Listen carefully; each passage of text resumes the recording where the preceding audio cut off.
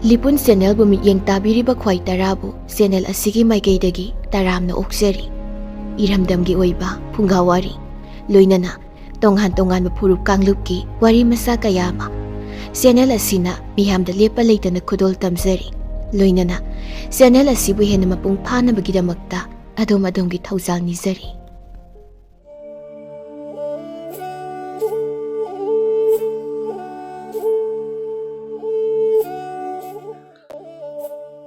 Mahakna kariguma tanda chaba mafamda makhongna masabu saugattuna kakhatli mahaki kokton maktada chawraba nungjau ama ure nung adu yummuk chawi chingdol dagi hendoktuna lei nungdu muktang kakhatpa ngamlabadi mahak maton yowba ngamlagani haina chap yungna ningduna khambaton mahaki leijaba pangal puthoktuna ura aduda masabu chingkhatnaba laknai Karigumbada makhongna nung aduda net netuna masabu chawgatpada makhonggi humang aduna sat sat nanthokpada mahak chingkhayongna tarboi ningi mangkoktagi ton phawba swai swai lawi humangna masa pomba pumchot chotli urada yaliba makhut adu humangna pumchot chotli kakhatke hotnaba khuding amuk nanthai khongkap mari mangarom mathakta kakhatpa ngamlabadi nungjau adugi mathakta ngaihak phamduna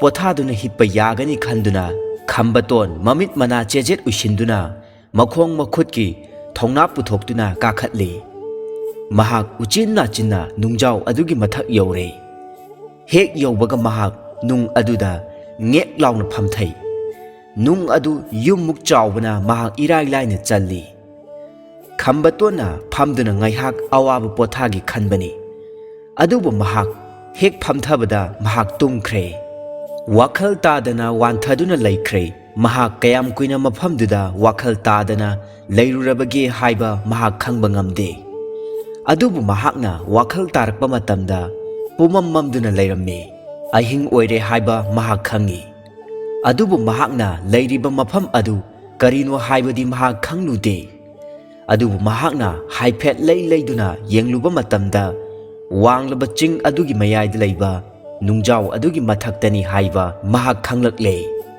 mahakna hawatke honai adubu masapumba loina chokthabana mahak lengba phawba ngamde makhut adu thangatke honai thangatke ngamde ahing nongsoiba mahak mafam aduda lele nongalakpada khambaton hawatke honai adubu mahak hawgatpadi lairadana mapambom thangatpa phawba ngamde masa pumba ipop poptuna mahak yawanba phawba ngamdre khambaton nungjau adugi mathakta longna hiptuna leire mahakna mamai adu mathakta onkhatpa matamda chingthak adu tasengna uba phangi chingdol adu mahakna leiriba mafam adudagi panglap laptre mahakna masadu hawgat kangkhatpa ngamlabadi ngaihaktangi manungda chingdol yowba ngamgani haina khali adubu khanba tamangai mahak hawgatpa phawba ngamde numit yungbagi matam yawrabada khambaton hena wakhre nungsagi maisana yaisilakpane nungjau aduna sagalakpane mahak khangpham khangdre masa pomba humangna lupi mahak chak lambana loire ising khawrangmana su sigadawre adubu khambaton pambaidi laite masa kangkhatri phawba mahak hiptuna adumak chada thaktana leiba tabani asumna khambatona hawgat kangkhatpa ngamdana leirakpana numit mangani sujankhre masa chokthabagi sumathakta chada thaktabana amukka hena sonthare adubu kuina potharabagi matungda mahak leng otpa hawgat kangkhatpa khara ngamlakle adubu mahak yamna sonthari ura aduda yanduna chingdol du phawba kaba ngamgani haiba asa uraktri pambai leitrabada makharomda amuk kumthakrasira haina amuk khankhre adubu makharomda kumthanaba hotnabaga mathaklomda kakhatnaba hotnabaga waba chap manani khaladuna mahak chingthaklomda oina kakhatlagi haina leple ahingdu matang ningthina potharaga mathangi ayuktadi mahak masadu kangkhatlagani mathangi ayuk nganta numit thoktringeida chingthak yongna karage haina lepladuna mahak ngantana tumkhre ayuk anganbada khambaton mikap thorakladuna masa adu hanadagi hena nungaire Chingdol yongna kaba ngamgani khanduna mahak ura adu paiduna kakhatpa horakle. Matam kuina chada thaktabana mahak sonthare adubu inak nakna makok thakta chingdol adu leirabada mahak anova asaga loinana khongkap amamong kakhatli. Asum naksilakpagi matik mahak thongna hapkatli. Khambaton ware chokthare adubu mahak ikui kuidana chingdol yore. Ura adu paiduna khambaton u pambi adugi makhong yaukhre. Ukhongduda mahak ngaihak amu phamboi hippoi tawduna pothare. Mahak ngaihak potharaba matungda ura adu yengbada tasengnamak upal adugi mara oiramle. Mahakna u adu pairaga makharomda yengtharakpa matamda mahakna leiramba singkha adu piktakna uba phangi. Turel adusu pikna cheli. Turel aduna lokhada ising chaibi oina takhibadu mahak tasengna ui. Khambatona mafam aduda yengbada mabukning nungsiba poi. Sahi tara chupna leiraklaba mafamni ko haiduna asi khalubada mamit anidagi pirang ihaurai. Phana kuina mahakna mafam adu hongna yenglakpada asum khalli. Masidani ko aina leirambado. Adagi nung asidani aina ahanba panduna leiramba mafam adu. Nung asi leiramdrabadi ai ising chaibi asida chenthaduna siramgadabani ko. Aina waikhu pharamba mafamduna asidani. Aina ahing hek tumfamdo aada leire. Asumna khambatona mahakna mafam aduda chahi tara chupna leirakpadu mikup khuding ngaihaktuda loina ningsinglai. Ningsingna mapi chadum sintharai. Matam kuina yenglaba matung khambatona mafam adu chawyeng oina amuktang yengnamlaga chatlage khalle. Mahakna mafam adu mamit penba makhai amuktang yengnamlaga makhong thangba horakle. Adubu mahak kadomda chatkadagi haiba khangde. Kadomda chatlaga mayum yaugadage su khangde. Mamanglomda khara thaptakna khwaidigi wangba chingdol ama ui. Chingdol aduda karaga mahakna chatpa yaba lambi amadi mafam ubra yenge khaladuna mahak chingdol adu tamna chatpa haurakle. Chingdol adu yobada phana kuina changi. Khambatona chingdolda leplaga maikai khuding leiduna asum yengi. Mamitna hek ukhiba mafam phawba ching ngakta ukhiba. Ching amadagi mathangda ching amada. Chingchang amagi mathangda chingchang ama. Khambaton kamdongna mayum yoba ngamgadagi khanbagi matik mayum asum ningsinglai. Mapubok amadi mamanaba kaya mathang ningsinglai. Awaba kaya taruraba matung asida mahak amuka hanna awaba taningdre. Awaba amuk hanna nangdanaba hek ngamba makhai hotnarage khanduna mahak mayum yongnaba mahakna oliba maikai aduda chatpa haurakle. Asumna khambatona yamna cheksinna awaba amuk hanna nangdanaba honaduna asum lakpana numit kayani haukhre.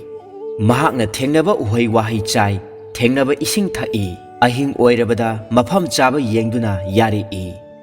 Nong hek nganbaga amuk chatpa hawi.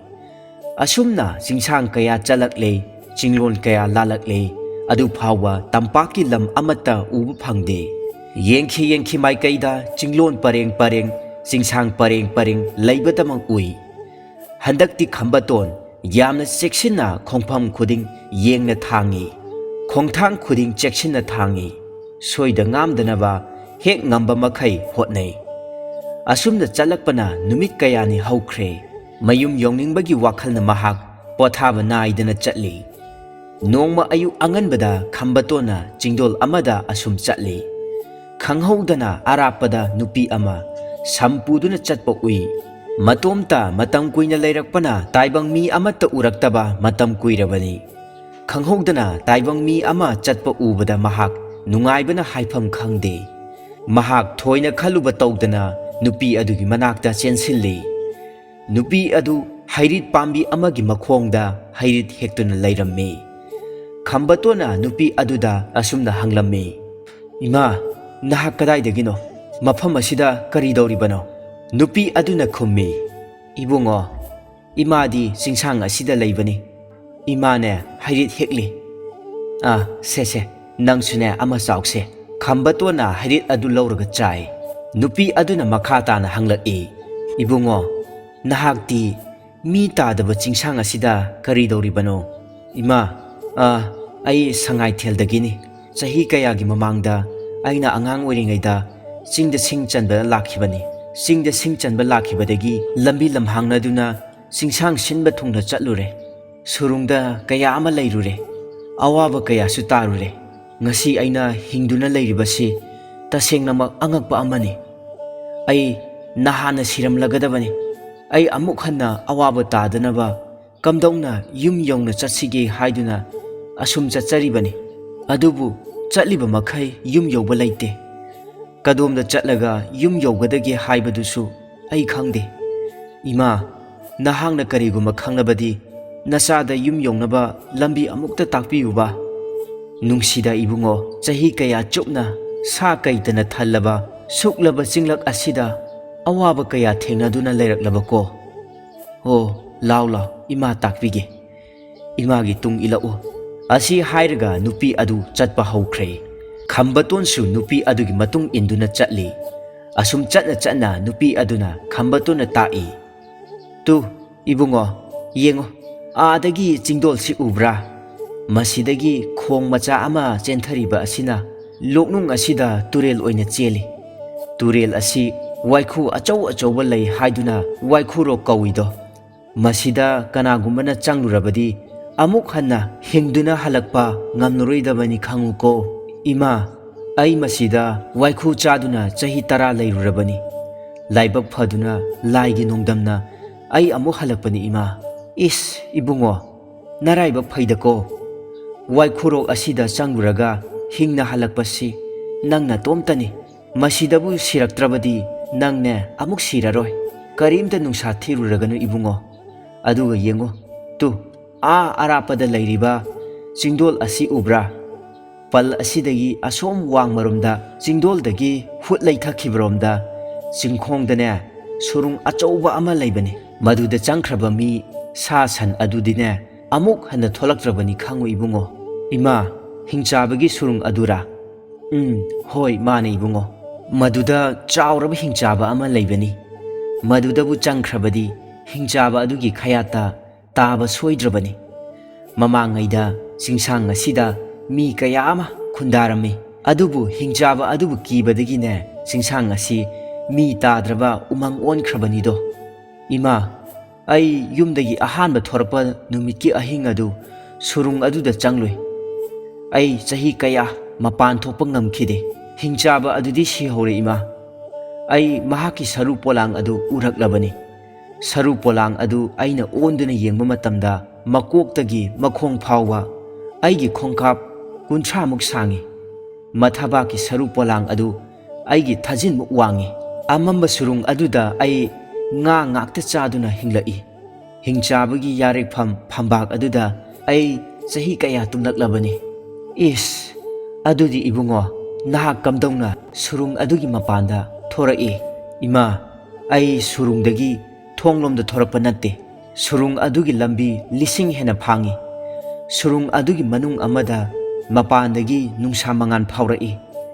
Usi makhun ama muk chawba ahoba ama thengnai. Aina chahi kaya ama changna mafam adu thoraknabani haiduna hotpada khut asi ihingna hing sakhi. Adubu chaninga leiraktabadagi aina chana naba thiba chatpa matamda lamhangnaduna hanagi mafam adu thiba phangdre. Matam kuirabagi tungda lamhoi makok muktang lawba ahoba ama thengnai. Aina maduda wana lithorakpani. Asumna makhoi ani wari sa saduna chatpana numit tasilakle. Nupi aduna hairai. Ibungo, numit tare. Numidangda singda chatpadi yamna lubani. Lamangna ganbani. Madugi sumathakta lamlaki sa kaising numidangdane machinjak thiba koina chatpani. Makhoige thengnarabasu khudong thiningai oido. Adunane ahing sima potharo. Hayeng ayokti soidana nayum yauragani. Sese, chak lamnamani. Hairise khara chasilu adugane potharo. Khambato nupi aduna piriba hairit adu khara chasille aduga pothare. Nupi adusu magi manakta phammi. Khambaton waba chokthaba amatta phaude. harauboi nungaiboi mabukning adu tayang tasoi. Matam kuina mioiba amataga wari saba phanglaktraba amadi kanagumba amadagi thaujal wahai amata taraktrabada nupi aduga wari saba amadi mangonda thoidokna minungsi utpiba aduda mahak haifam khangdana nungaiba poi. Adugisu mathakta nong hek nganbaga mayum yaurani mapubok unaragani amadi mamanaba singa sanaragani khanbada mahak nungaiman khibana ahing nongsoiba mamit kakla ama phawba uisinba yakhide. Marak marakta mahakna nupi adu yengi. Nupi adu mahaki manakta adumak lay. Adubu nupi adu waduna pothari boy khanduna mahak wari amata sade. Asumna nungairaba wakhal kayada ahing adu hawkiba khanghaude. Nongalamda yaure matamdu khambaton war male tumthakre hek tumthakibaga mahak mang ama mangi. Mang aduda nupi adu thambal machugi phanek mayek naiba ama set moirang phi chanba inaphi ama induna laichil maraktagi kumtharai. Imagi ibungo khambaton ichabu imana taibang mangphawna halamba mikupta imana taibang miram len thadok lambana imana nangbu khomlang marik amatasu ilamba nangdre lao ibungo imagi khomlang se nabuk pe na amukta inge ichada. Khambatona mamadagi khomlang khawbong thanna thakse. Khomlang inbal loirabada mamana asumna haibirae. Isagi awaba tadanabagidama imana matam kuina imana matam khudingda nanakta lairibani nangbu awabadagi matam khudingda imana kanbiribani ko ibungo. Mamagi amitra phanglaba machana len mangba hongnadi haujikti chalo tumduna laithoklaganu tu adagi chingdol asi kakhatlaga hek kumthabada yum yauragani asoi angam yaudana yum yaubu oyuko. Asi hairamlaga makokta nungsina nanthabi khambaton mikap khangthok thoi. Koyeng yengi adubu kanasu leiramde mamangni haiba kauthokduna mamani haina utpiramba saktam adu koini yengjai adubu leiramde. Khambaton mamangni haiba khanglakle hanagi sampubi nupi adusu leiramdre. Khambaton khanghodana mamittagi mapi chadum chadum sintharai. Pokpadagi mama masak khanglaktabani mamane haiduna mahaki mamangda thengkhang utliba saktam adubu mahakna laksinduna khurumjai. Panduna leiba kanadre khaladuna mahakna mahaki mamangda takpiramba lambel adomda chatpa haurakle. Anauba asa amaga loinana singdol adu tamna kakhatli. Mamangda ukhiba mamagi saktam adu ningsing asum kakhatpada awaba khanghaude. Singdol adu yaure matonda lepdaga mahakna yengkhibada tampaki lamdam ure. Sahi kaya marum asi singsang pareng ngakta uduna laklaba khambatoni. Ihan hanba oina sahi kayagi matungda tampak ubasida kayada nungairaba tasengnamak khambaton haifam khangdaba makhai nungaiba poi. Tampak yaubada mayum yaubaga chap manana khanjai. Sahi 16 gi matungda mapubok unaba phanglani amadi marup mapangsing amuk hanna tinaba phanglagani khanbada khambaton haraubuna pandom lomkhre. Asum leptana yenglambadagi mahak mayum yongningbana mabukning lakhat khiduna chena kumtharai. Loroi haithakhiduna sangai thel amadi naknaba khunsing tasengna uba phangle. Mahak ngaihak leptuna amuk yengjai. Hanagi lambi adumak lay. Hanagi turel adumak cheli. Mamitta nungaibigi pirang sintharai. Sahi 16 gi mamangda mahakna kakhiba lambi adumaktada khambaton kumtharakle. Asum kumtharakpana chingkhong yaure. Khun yaure. Khungi mayada chatliba lambi aduda mahak asum lai. Mahaki segaiba phijol kuina kaklaktraba sam koi amadi khujil adu ubada khungi angang kayana magi matung koin inai. Khungi hui mayamna tanduna khongi. Asum lakpana khambaton konthong yaurakle. Mahakna leplaga yengi. Mapu bokti ude. Ingkhol adu napina pungkup kupsinkre. Nakan nama kintharba nongkhang chairaba kumdang ngakta ngairaba yum adugi mathakta sebot mairen amadi uri wari kayana pungkup kupsinkre. ꯌꯨꯝ ꯑꯗꯨꯗ ꯃꯇꯝ ꯀꯨꯏꯅ ꯃꯤ ꯑꯃꯠꯇ ꯂꯩꯅꯗ꯭ꯔꯦ ꯍꯥꯏꯕꯒꯤ ꯃꯍꯥꯛ ꯈꯪꯂꯦ꯫ ꯈꯝꯕꯇꯣꯟ ꯃꯃꯤꯠ ꯀꯨꯞꯇꯕ ꯃꯈꯩ ꯌꯦꯡꯖꯔꯒ ꯃꯄꯤ ꯆꯗꯨꯝ ꯆꯗꯨꯝ ꯁꯤꯟꯊꯔꯝꯃꯤ꯫ ꯃꯇꯥꯡ ꯑꯁꯤꯗ ꯂꯤꯄꯨꯟ ꯆꯦꯅꯦꯜꯅ ꯄꯨꯖꯔꯛꯄ ꯊꯧꯅꯥ ꯐꯕ ꯈꯝꯕꯇꯣꯟ ꯂꯣꯏꯁꯤꯟꯖꯔꯦ꯫ ꯍꯧꯕꯗꯩꯅ ꯂꯣꯏꯕ ꯐꯥꯎꯕ ꯃꯤꯠꯌꯦꯡ ꯇꯥꯕꯤꯔꯛꯂꯤꯕ ꯄꯨꯝꯅꯃꯛꯄꯨ ꯅꯦꯔꯦꯇꯔ ꯑꯩꯍꯥꯛꯀꯤ ꯃꯥꯏꯀꯩꯗꯒꯤ ꯍꯥꯏꯅꯤꯡꯉꯥꯏ ꯂꯩꯇꯅ ꯊꯥꯒꯠꯆꯔꯤ꯫ ꯂꯣꯏꯅꯅ ꯆꯦꯅꯦꯜ ꯑꯁꯤꯅ ꯄꯨꯖꯔꯛꯄ ꯋꯥꯔꯤ ꯈꯨꯗꯤꯡꯃꯛꯄꯨ ꯃꯌꯥꯝꯅ ꯄꯨꯛꯅꯤꯡ ꯊꯧꯒꯠꯄꯤꯕ ꯑꯣꯏꯅ ꯁꯄꯣꯔꯠ ꯇꯧꯕꯤꯗꯨꯅ ꯆꯦꯅꯦꯜ ꯑꯁꯤꯕꯨ ꯍꯦꯟꯅ ꯃꯄꯨꯡ ꯐꯥꯍꯟꯕꯤꯌꯨ ꯍꯥꯏꯕ ꯋꯥꯐꯝꯁꯨ ꯊꯝꯖꯔꯤ꯫